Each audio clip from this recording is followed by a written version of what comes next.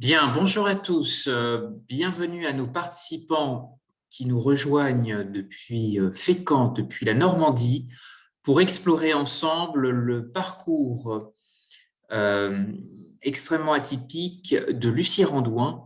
Chercheur biologiste, nous allons explorer ensemble ces liens entre science et nature depuis Fécamp.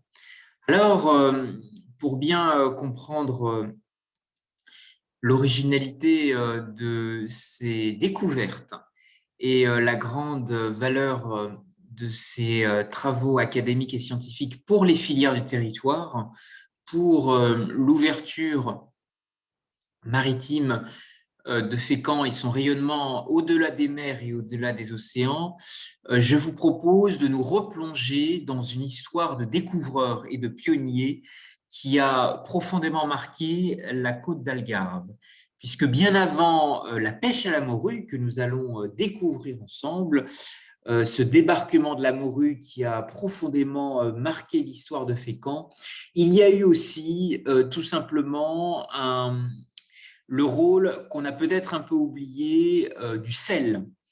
Grenier à sel, et il existe une rue à Fécamp qui porte encore ce nom et qui fait référence à cette histoire de valorisation de nouvelles ressources liées à la mer.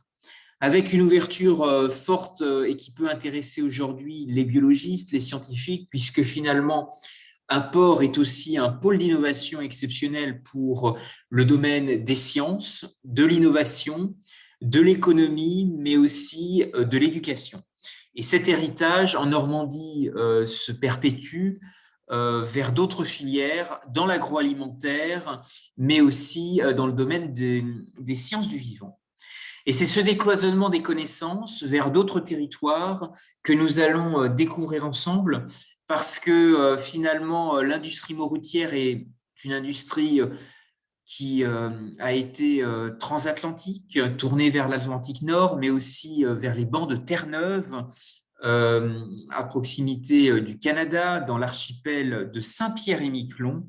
Et la Normandie est finalement, à travers cette grande odyssée, l'illustration d'une région en quête d'un nouveau monde, d'un formidable réseau d'aventuriers, de marins, de navigateurs à la découverte d'autres cultures et qui ont ramené sur leur bateau des connaissances et des innovations remarquables que nous allons mettre en lumière à travers le prisme des travaux de Lucie Randouin, de cette chercheure biologiste qui a été défricheuse pour révéler finalement des rencontres extrêmement inattendues entre des univers et des filières du territoire extrêmement différentes.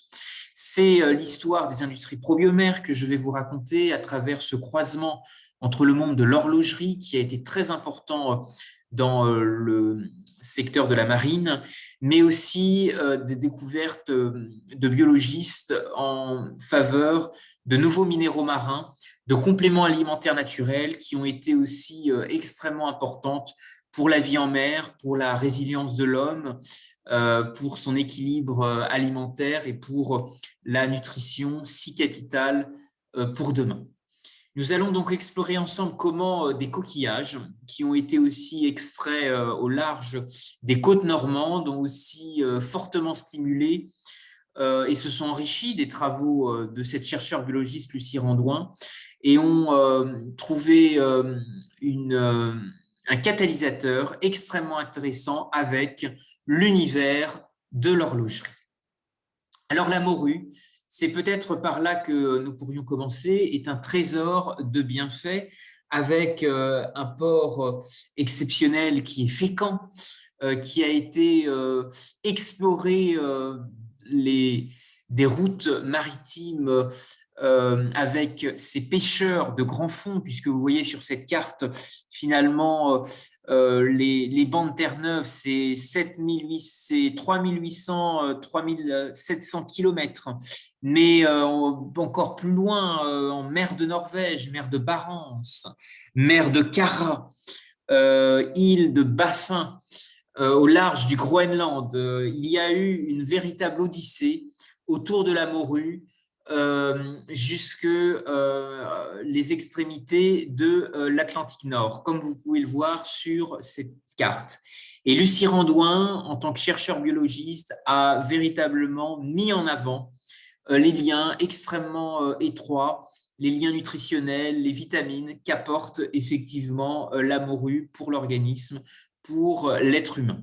Cette morue normande, effectivement, a développé sur Terre des activités de conservation et désormais aujourd'hui des activités muséographiques pour transmettre cette mémoire, transmettre le monde, puisque c'est une formidable odyssée de marins-pêcheurs, de pêcheurs de grands fonds qui, dans des conditions difficiles, découpaient la morue sur la glace et la rapportaient à Fécamp, sur les quais, où était déchargée cette précieuse ressource, cet or morutier qui a fait la renommée de la Normandie, avec Fécamp comme port principal et puis Granville aussi comme port secondaire de cette industrie morutière. Alors, Lucie Randouin, nous allons le découvrir, a été un oiseau migrateur entre les disciplines. Et finalement, à travers ses découvertes et ce lien avec les pêcheurs, elle a aussi inspiré des choses extrêmement intéressantes en matière d'économie circulaire. Et peut-être qu'aujourd'hui, d'autres femmes reprennent finalement ce flambeau. Je pense notamment à la navigatrice Hélène MacArthur, dont vous avez ici les références de sa fondation, qui vise véritablement à œuvrer en direction de l'économie circulaire. Science et nature, un oiseau migrateur entre ces deux univers.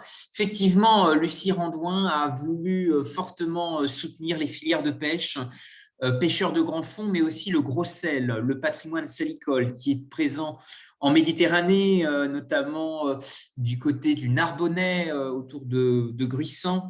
Mais on pense bien entendu au gros sel dans la presqu'île de Guérande et aussi à Noirmoutier, sans oublier bien entendu l'île de Ré. Donc, sur l'arc atlantique, Lucie Randouin a eu aussi une autorité extrêmement intéressante et c'est un élément qui est intéressant à découvrir. Lucie Randouin est née Fandard, c'est d'abord une universitaire qui est à l'origine d'études pionnières sur la biologie et les vitamines, et elle va véritablement, par ses travaux en matière de nutrition, valoriser des filières du territoire.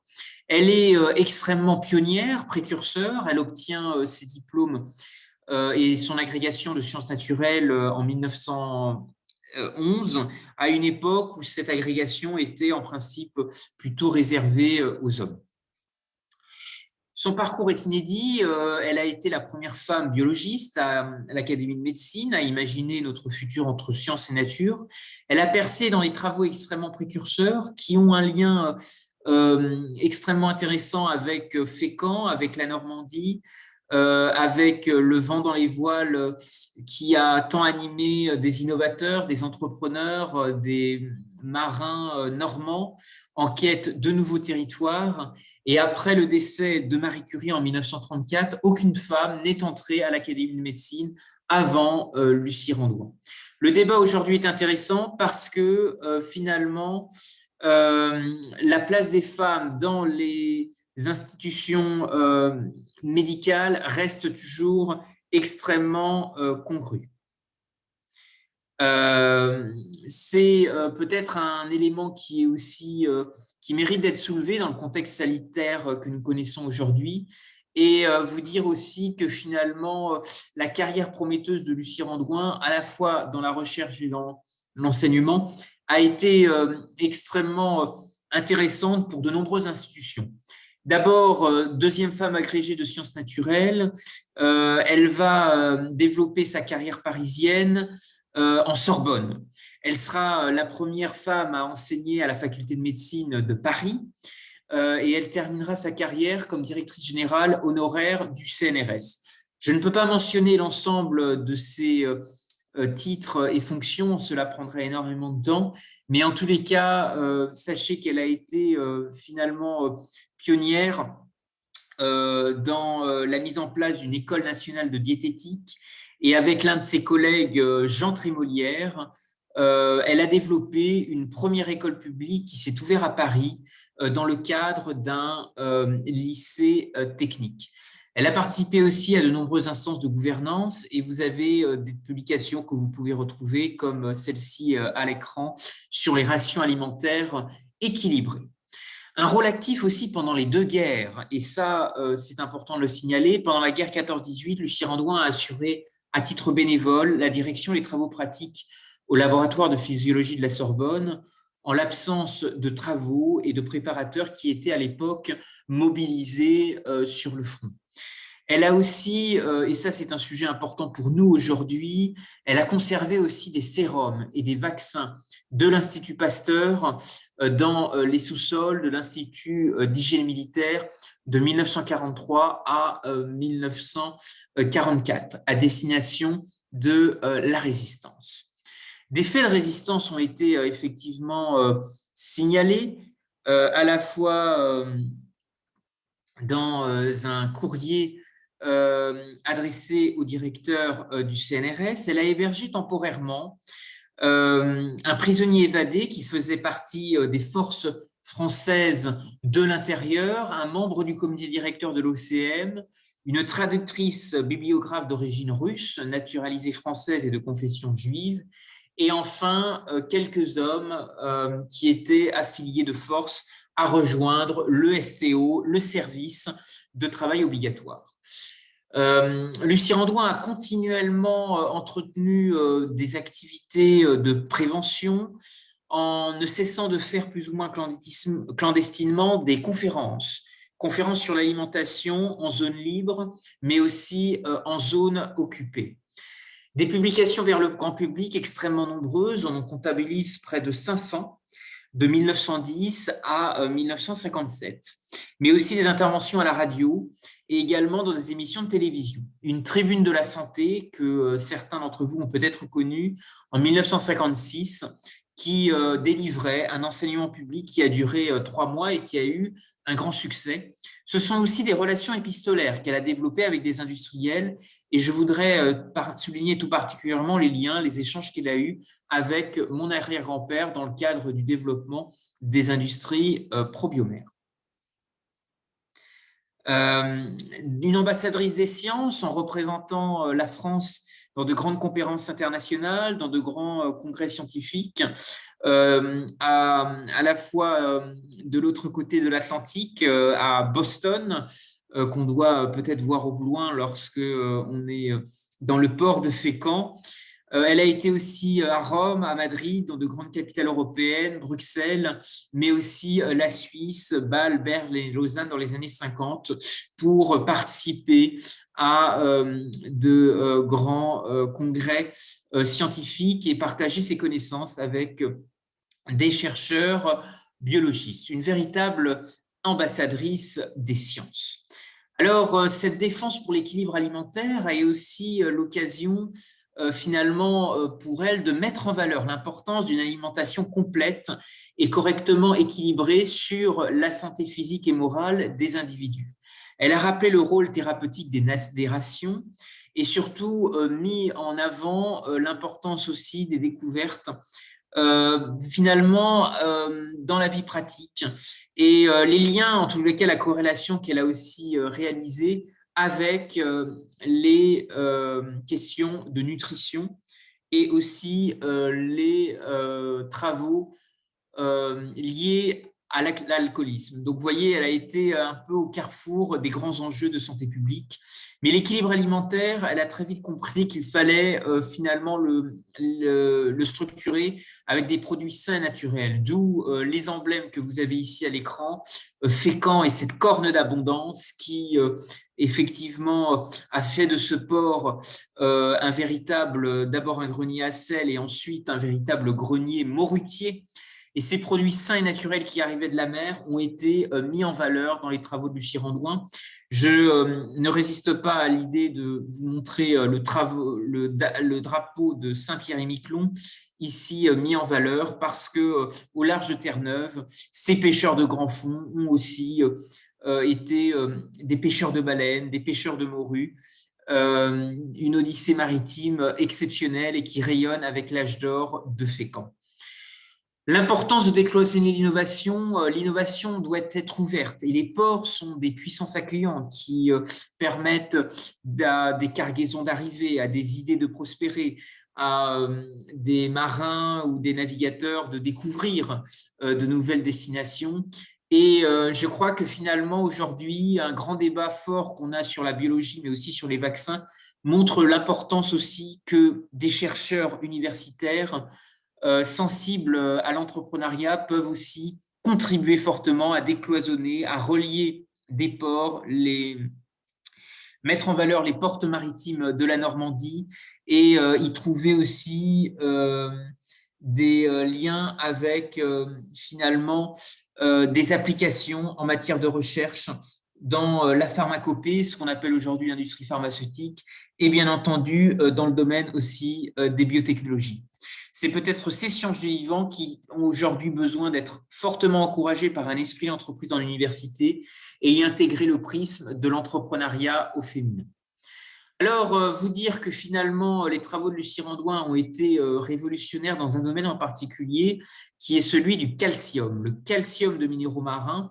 Vous le voyez ici sur cette côte d'Algarve, en vous promenant sur une plage, vous êtes très souvent entouré de coquillages, et le calcium, ces coquillages sont riches en calcium, et le calcium, c'est la vie. Et Lucie Randouin, dans ses travaux en nutrition, va très vite comprendre l'apport de ces minéraux marins et l'importance de les utiliser avec des industriels qui, à l'époque, souhaitent reconvertir des savoir-faire horlogers. Vous avez ici la Grande Rue des Stuarts, l'emplacement historique d'une bijouterie-horlogerie historique qui a été créée par mon arrière-grand-père, bijoutier horloger dans la baie du Mont-Saint-Michel, et qui va très tôt s'intéresser à la reconversion de son savoir-faire horloger, de son activité de réparation de montres, avec une culture de l'innovation qui va l'amener à s'intéresser aux minéraux marins. Je vous ai résumé en bas de cette slide cette culture de l'innovation qu'il a animée. C'est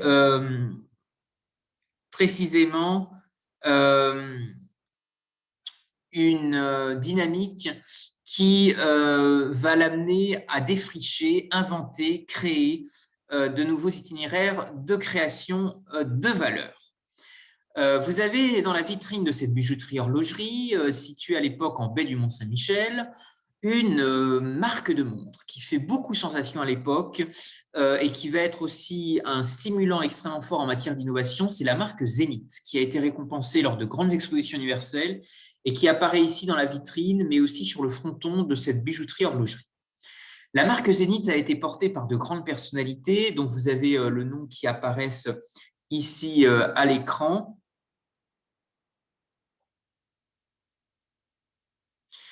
Personnalité remarquable, je voudrais m'attarder sur l'un d'entre eux. D'abord Gandhi. Gandhi qui a effectivement porté une montre Zénith, c'était l'une de ses rares possessions matérielles, qui accompagnait son quotidien et qui signalait ses heures de prière grâce à une fonction d'alarme. Cette montre Zénith lui aurait été volée lors d'un voyage en train en Inde, mais le voleur lui aurait rendu quelques mois plus tard rempli de remords et de culpabilité. Cette anecdote autour de cette montre Zénith a été partagée par Gandhi dans son journal.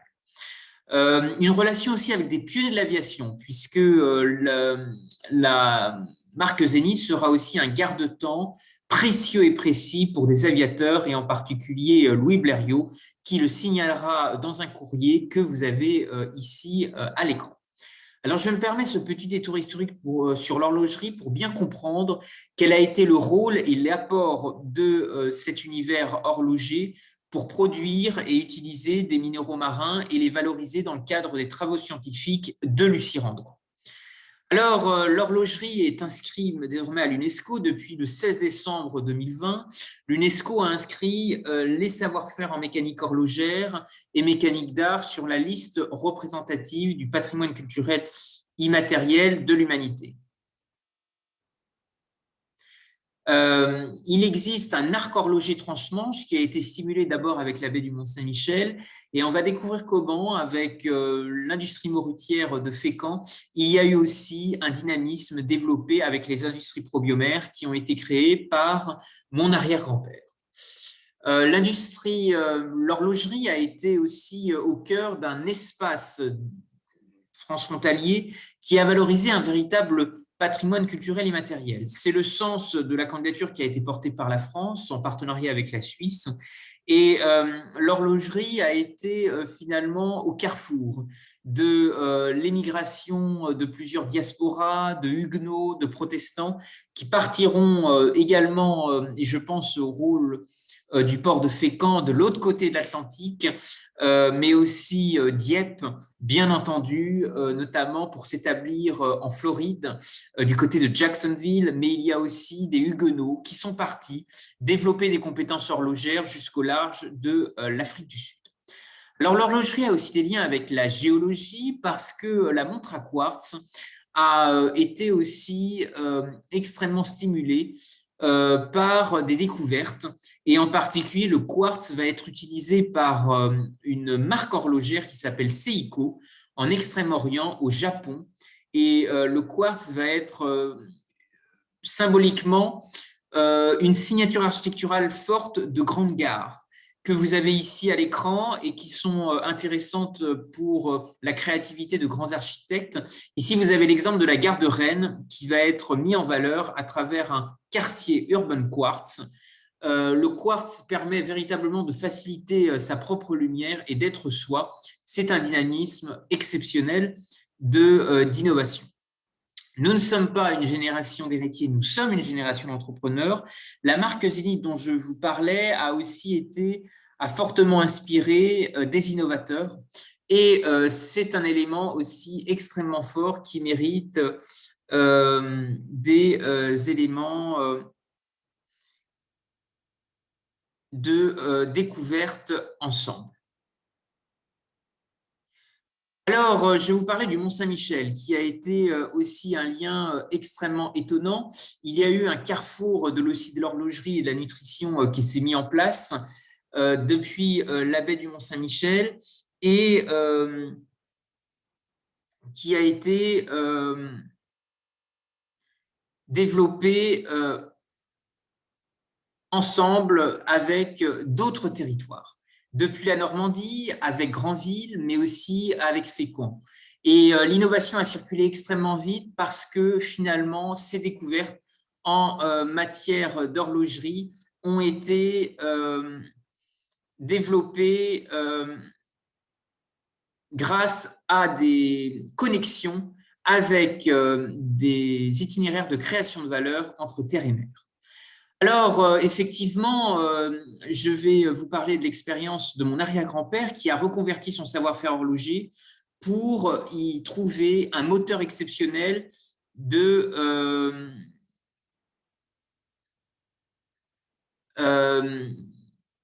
relation avec l'agriculture, les sciences du vivant, les biotechnologies et la santé. Et ce croisement des disciplines s'inscrit véritablement dans ce qu'a voulu stimuler Lucie Randouin, cette grande biologiste, puisqu'elle avait compris l'importance des minéraux marins, et la baie du Mont-Saint-Michel est à ce titre un écosystème très riche en calcium qui va aussi stimuler des découvertes du côté de Granville.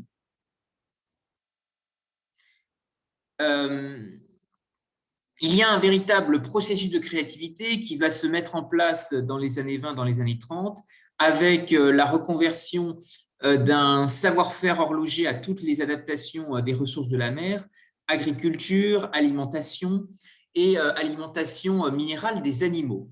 Ce processus de créativité émerge dans les années 20, dans les années 30, à travers les industries probiomères.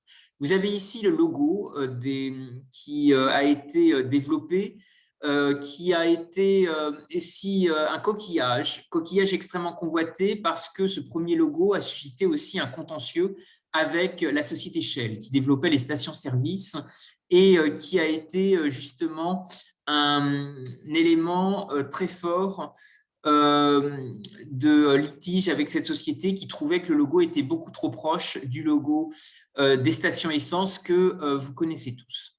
Ce sable coquillé qui va être stimulé pour notamment renforcer le calcium des œufs va être récompensé parce que cette découverte va révéler des apports extrêmement intéressants pour le transport et les ventes et va permettre à Fécamp de développer ce carrefour entre terre et mer, renforcer la filière avicole normande et permettre de produire des œufs extrêmement résistants.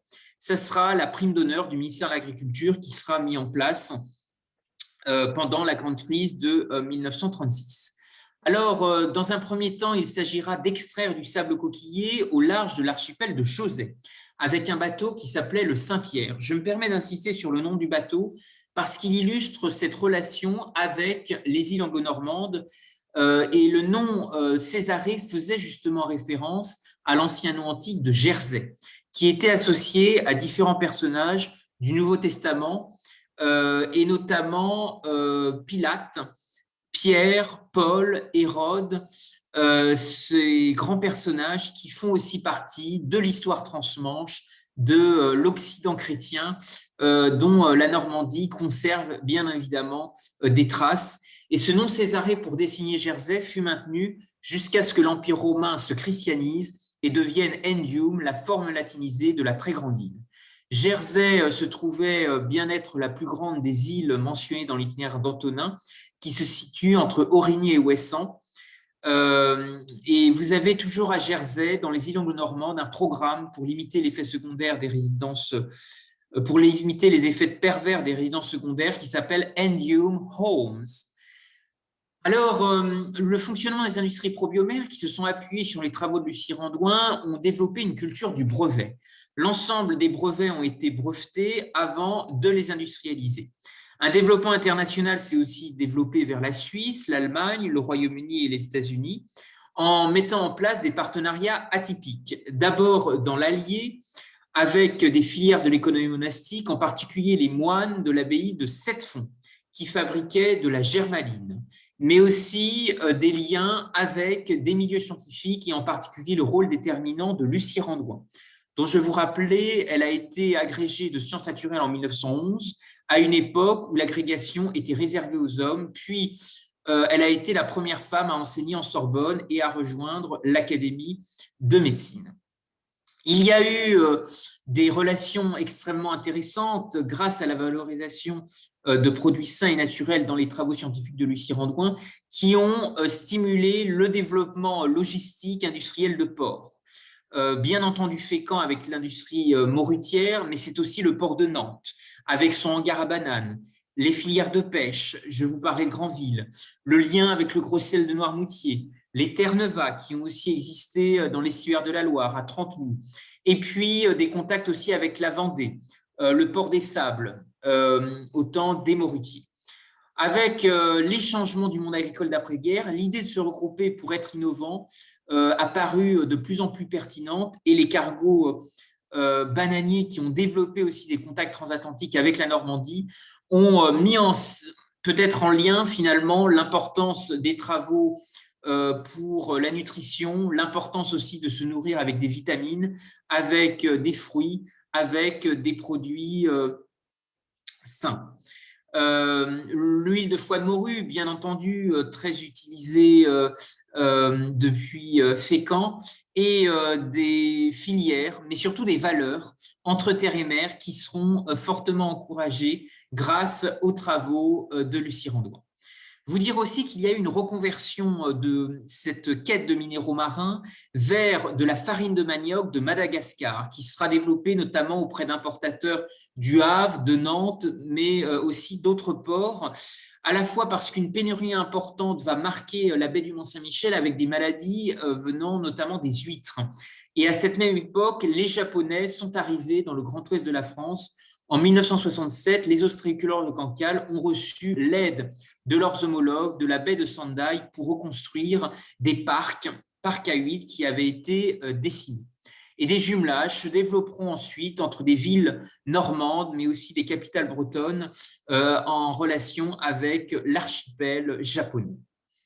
Alors, vous dire aujourd'hui que ce sujet sur la farine de manioc et ses matériaux biosourcés, cette économie circulaire, est à l'agenda de grandes conférences internationales. Je pense à la COP26, puisque depuis déjà la COP23, des sacs en amidon de manioc ont été mis en valeur. Ils s'appuient sur une technologie indonésienne qui notamment a permis de transformer le manioc en sac et en sachet biologique.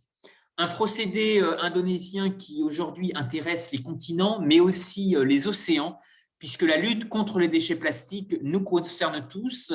Elle intéresse bien entendu les Africains, mais aussi de grandes entreprises, avec l'exemple de L'Oréal et les Kenyans qui ont aussi développé cette innovation avec cette société indonésienne.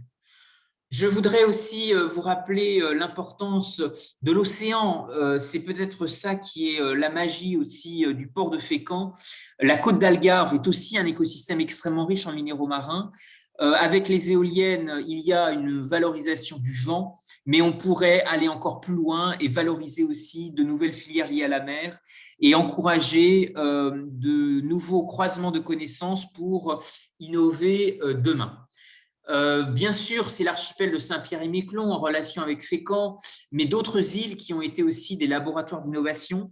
Et finalement, Lucie Randouin a beaucoup vulgarisé des savoir-faire portés par des communautés locales qui, plein de bon sens, ont été aussi respectueux de l'environnement, ont mis en place des dynamiques d'économie circulaire, de matériaux biosourcés, tout à fait remarquables et qui pourraient tout à fait refaire l'actualité et intéresser des porteurs de projets innovants.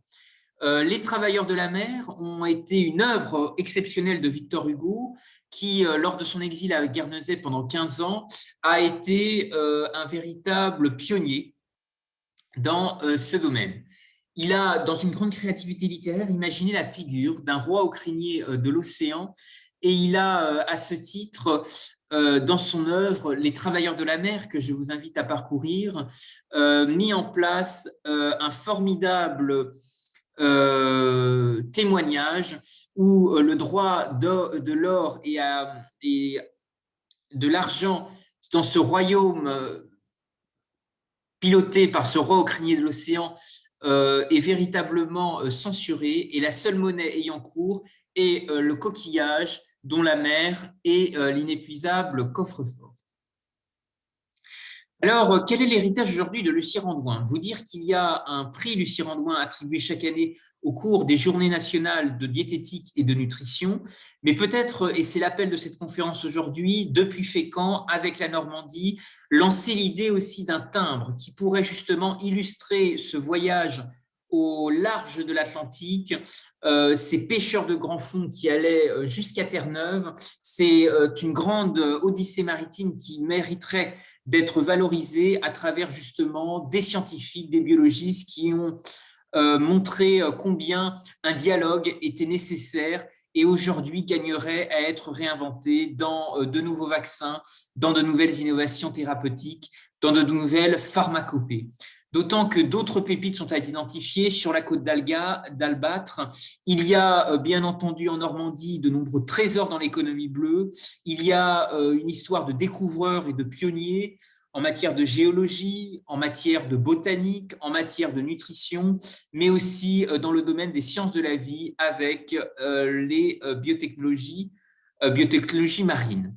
Il y a dans la conscience des pouvoirs publics et de grands décideurs l'importance de Fécamp et de son grand passé morutier qui, jusqu'au banc de Terre-Neuve, au large du Canada, a été véritablement l'ambassadeur d'un pont transatlantique pour explorer de nouvelles richesses, valoriser l'économie bleue et montrer aussi peut-être la dimension sacrificielle de nombreux marins qui sont partis dans ces aventures et qui ont participé à un très grand héritage qui fait aujourd'hui la fierté des Fécampois et une visite bien entendu sur les quais permet de se replonger dans ce formidable élan, dans cette véritable cité de Terre-Neuve qui doit peut-être inspirer des scientifiques, puisque ces grandes villes maritimes sont aussi des grandes capitales de sciences et d'innovation. Vous dire que d'autres villes sont particulièrement actives dans ce domaine. Je vous invite à vous intéresser à notamment des initiatives mises en place dans le cadre de l'industrie magnifique. Il y a plusieurs initiatives développées dans ce sens, notamment par la ville de Strasbourg, qui a été la terre de naissance de ce programme, qui vise vraiment à faire revivre des vieux métiers, de vieux savoir-faire, de nouvelles dynamiques d'innovation avec des savoir-faire manufacturiers, industriels, des dynamiques d'économie circulaire. Et l'industrie magnifique a été lancée par le directeur marketing monde de Cronenbourg. Je pense que dans des activités de conserverie, des activités de pêche, on pourrait trouver à Fécamp énormément de choses à dire pour rapprocher l'industrie et la science, pour rapprocher l'économie bleue, les filières du territoire et l'économie circulaire, et montrer combien le rayonnement de Fécamp au-delà des mers et des océans est aussi extrêmement inspirant et stimulant pour des porteurs de projets innovants. Vous dire que d'autres cités maritimes travaillent sur ces dynamiques, travaillent sur de nouvelles politiques d'attractivité pour accueillir de nouvelles activités. C'est notamment l'idée d'un tiers-lieu maritime actuellement développé au niveau de la glacière de Lorient dans le département du Morbihan. Et ce lieu lance actuellement une campagne de financement participatif sur la plateforme kengo.bzh. Je fonds pour ma glacière. C'est un projet extrêmement ambitieux de reconversion d'un château du 21e siècle au cœur de la rade de Lorient en tiers-lieu maritime pour accueillir de nouvelles activités. Et c'est précisément ce lieu qui pourrait, au contraire, stimuler et encourager beaucoup de liens entre terre et mer. Cette conférence est l'occasion de lancer un appel à vous tous. Si vous souhaitez participer, vous pouvez rejoindre sur la plateforme change.org un appel mis à disposition du plus grand nombre. Un dossier a été construit et transmis à Filaposte, qui est la filiale du groupe La Poste, auprès de qui il est possible de faire des propositions d'émissions philatéliques et d'émissions de nouveaux timbres, et des élus locaux ont été aussi sensibilisés au Sénat. Donc, n'hésitez pas à participer à cette aventure. Un appel en faveur de la conception d'un timbre à l'effigie de Lucie Randouin est lancé. C'est un appel citoyen. Vous pouvez retrouver la pétition en ligne qui a été créée sur la plateforme change.org et vous pouvez la soutenir. Je voudrais vous remercier à tous pour votre attention, vous dire et vous rappeler l'importance de cette chercheure biologiste, l'apport qu'elle a eu indirectement à la notoriété de Fécamp, de la morue, de ce grand passé maritime qui mériterait aujourd'hui d'être encouragé, d'être stimulé. Si vous avez des idées d'associations, de réseaux qui pourraient aussi encourager cette dynamique, vous êtes les bienvenus. Et je voudrais vous rappeler aussi que finalement, ce timbre pourrait aider peut-être Fécamp à voyager du côté de Saint-Pierre-et-Miquelon, pourrait permettre aussi de développer des échanges philatéliques, développer un rôle de laboratoire mémoriel qui fait aussi partie intégrante de l'histoire de la pêche, de ce passage de témoin entre les générations, de la grande abnégation et des liens de solidarité qui existent entre les pêcheurs. Je voudrais vous remercier à tous pour vos échanges, vous rappeler que les avancées horlogères, la nutrition et la marine sont liées. Grâce à Lucie Randouin, un pont s'est ouvert sur la nutrition santé. Et ici à Fécamp, l'importance du patrimoine horloger est aussi notable, avec bien entendu l'apparition des premières horloges maritimes qui conservaient la mesure du temps sur un navire en mouvement, qui bien sûr fut une révolution pour les navigateurs et permirent aux marins de se positionner en mer avec une très grande précision et permettre ces grandes aventures en Atlantique Nord, au large du Canada. C'est rappelé aussi l'âge d'or de Fécamp qui a été extrêmement important et qui continuera à exister différemment, mais avec d'autres initiatives, d'autres restitutions, des propositions associatives, culturelles, symboliques, comme cet appel qui est lancé aujourd'hui en faveur d'un timbre à l'effigie de Lucie Randouin. Je vous remercie à tous pour votre attention et je reste à votre écoute si vous souhaitez faire part de vos questions et si vous souhaitez y soulever des points, des interrogations lors de cette conférence.